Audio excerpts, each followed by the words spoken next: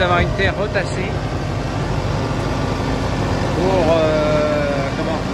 pour la mâche, c'est mieux. Ouais, salut, là donc là je teste un tasse à vent prêté que la ferme des Landes m'a prêté. Là je vous mets, je sais pas trop où c'est que ça va être, mais je vous mets le lien pour suivre leur page Facebook là pour voir ce qu'ils font, hein. Donc merci à Nicolas de l'avoir prêté, merci à Johan aussi de me l'avoir laissé à disposition parce qu'il l'avait aussi chez lui. Enfin, bref, pour l'histoire, donc ça me permet d'essayer le tasse à vent.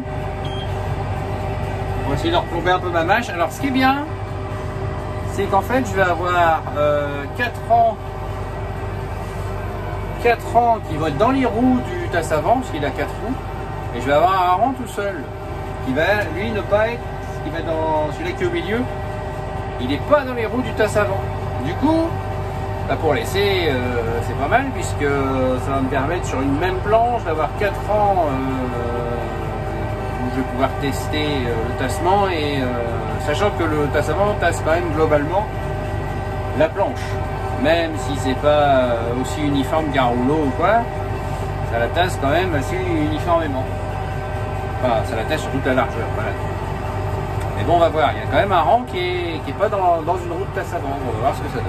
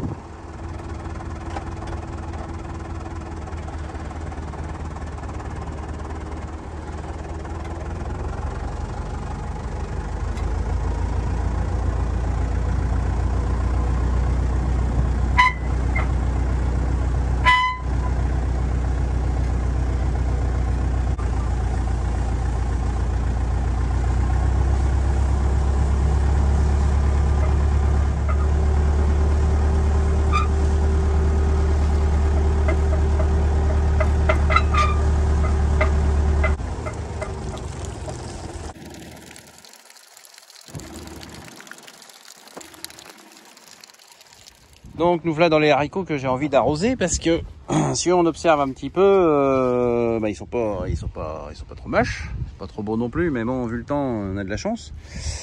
Et puis si on regarde un petit peu de plus près, dedans il y a pas mal de haricots comme celui-là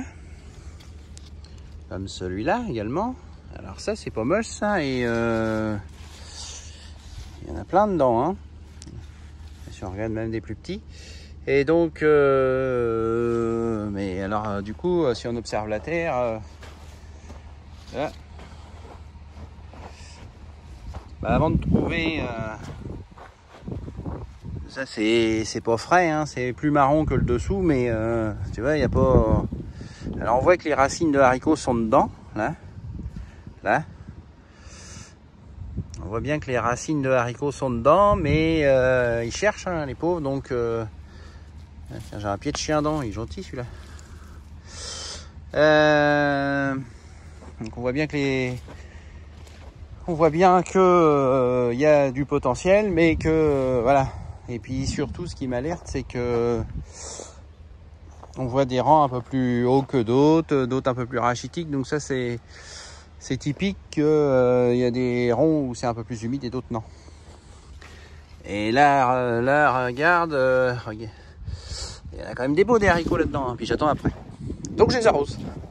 Il y a un peu de vent, mais tant pis, j'ai pas trop le choix. Donc je suis en train de mettre l'enrouleur comme on a vu en route là. Le petit micro 44. Donc c'est un PE de 40. Il fait normalement 120 mètres, mais moi je l'ai rallongé un peu. Des fois c'est un peu le bordel, mais bon. Donc ça c'est je rembraille le système. Donc c'est un Iri France hein, avec un pneu ride ici. Ça c'est la vanne qui le ferme, qui l'ouvre, qui fonctionne avec ça. L'arrêt automatique. Ça c'est le drain du pneu ride que j'ai mis à couler via un goutte à goutte dans les artichauts. Et ça c'est le frein de bobine. Là je le renlève et puis je vais installer le PE pour jusque là j'ai pas grand chose à mettre, donc ça devrait aller.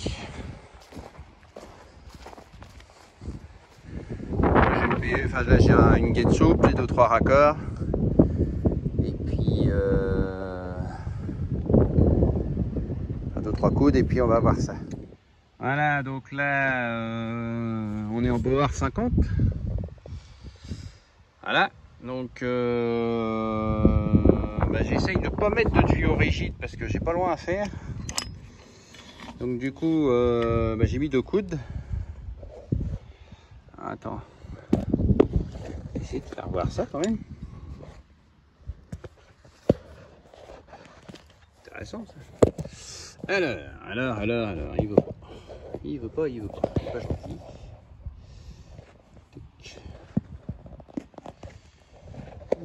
Saloperie.